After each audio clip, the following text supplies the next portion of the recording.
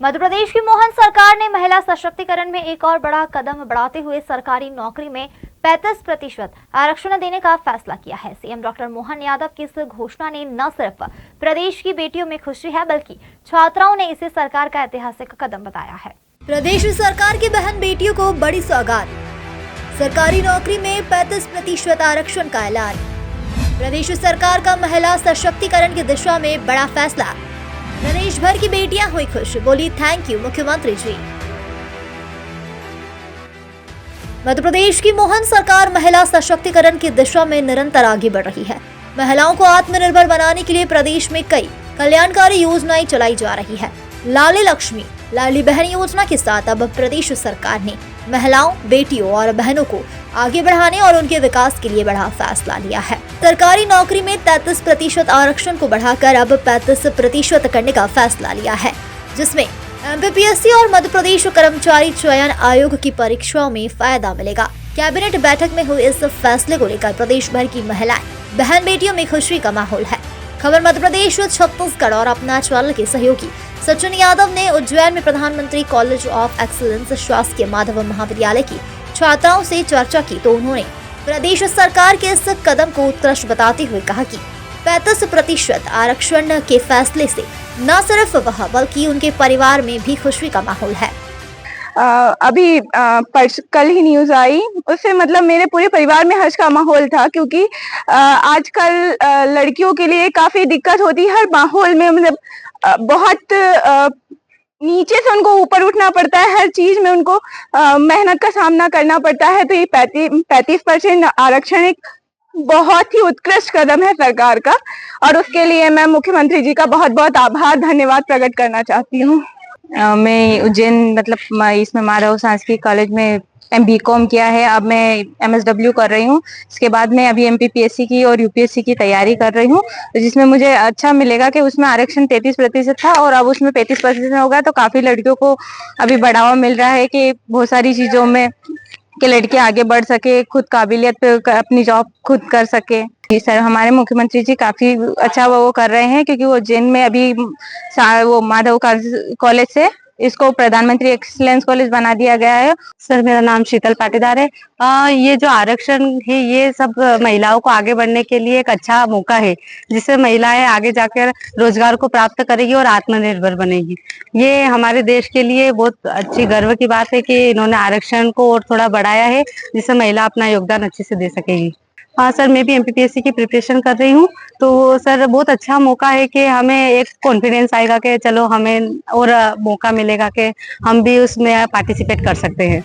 वहीं हमने प्रधानमंत्री कॉलेज ऑफ एक्सीलेंस शासकीय माधव महाविद्यालय की प्राचार्य से डॉक्टर अल्पना उपाध्याय ने सरकारी नौकरी में 33% आरक्षण को बढ़ाकर 35% का फैसला महिला सशक्तिकरण में महत्वपूर्ण फैसला बताया। जो कैबिनेट, मध्य प्रदेश कैबिनेट में जो फैसला हुआ है 33% से बढ़ाकर इसे 35% महिलाओं के लिए आरक्षण किया गया है, ये एक तरीके से कहा जा सकता है कि महिला सशक्तिकरण में एक बहुत ही महत्वपूर्ण कदम है।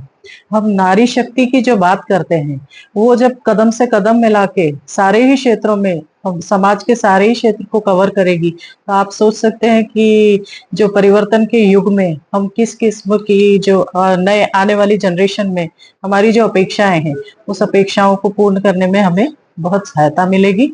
और ये एज यूपी हमारी जो सरकार है, या वैसे भी वो महिला सशक्तिकरण पे बहुत कार्य कर रही है और नारी शक्ति पे बहुत विश्वास कर रही है। इसका सबसे बड़ा उदाहरण मैं स्वयं हूँ। तो मैं ऐसा मानती हूँ कि ये एक बहुत महत्वपूर्ण फैसला है और बहुत इम्पोर्टेंट फैसला है, और इस पूरे फैसले का असर पूरे राष्ट्र पे पड़ेगा। और एक जिसको कहते हैं कि हम पूरे राष्ट्र पर इस तरीके की संवेदनशील मुद्दों पर निर्णय लेने के लिए सरकारें जो है विचार करेगी। मैडम, मोहन जी की बात करें, मुख्यमंत्री की बात करें, शिक्षा के क्षेत्र में किस तरह का बढ़ाव होते हैं?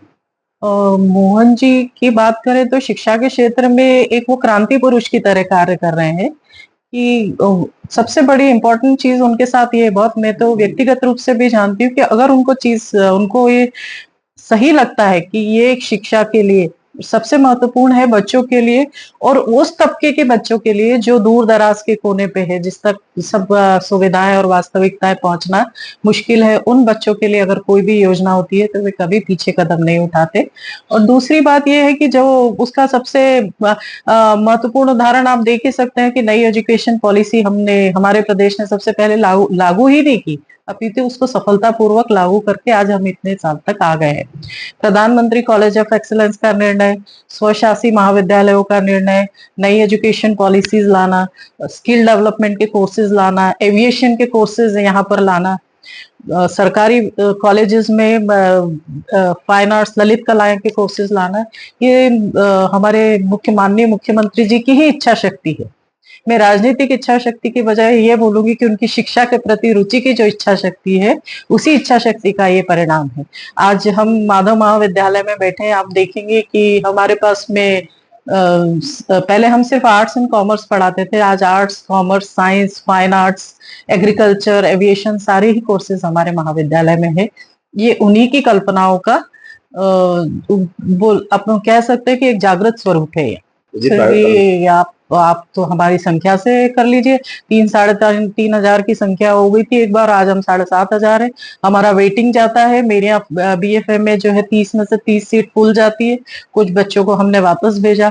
तो हम तो फैक्ट पे बात कर रहे हैं, डाटा पे बात कर रहे हैं। उस डाटा से आप देख लीजिए, हमारी BA फर्स्ट ईयर में वेटिंग जाता है। जिस माधव महाविद्यालय को आप बोलते हैं कि जहाँ पढ़ाई नहीं होती वहां ये हाल है, तो ये सरकार के प्रति छात्रों की, माननीय मुख्यमंत्री जी के प्रति छात्रों की, जो हमारे शिक्षा मंत्री जी के प्रति छात्रों की जो विश्वास है, उसी विश्वास का ये परिणाम है कि छात्रों की संख्या निरंतर बढ़ रही है। मतलब एक भी साल ऐसा नहीं हो रहा कि ये कम हो रही है। फिर दूसरा, हमको सुविधाएं, इंफ्रास्ट्रक्चर, सभी से संबंधित सुविधाएं भी सरकार, मतलब बच्चों के लिए वो सरकार सब कुछ करने को तैयार है। बस ये है कि बच्चे तक उनकी जो सुविधाएं हैं या जो शिक्षा है वो कमजोर तबके के, निचले तबके के, सबसे पीछे के बच्चे तक भी पहुंचना चाहिए। मध्य प्रदेश सरकार को सरकारी नौकरी में महिलाओं को 35% आरक्षण देने का फैसला आत्मनिर्भर मध्य प्रदेश और महिला सशक्तिकरण में बड़ा कदम है।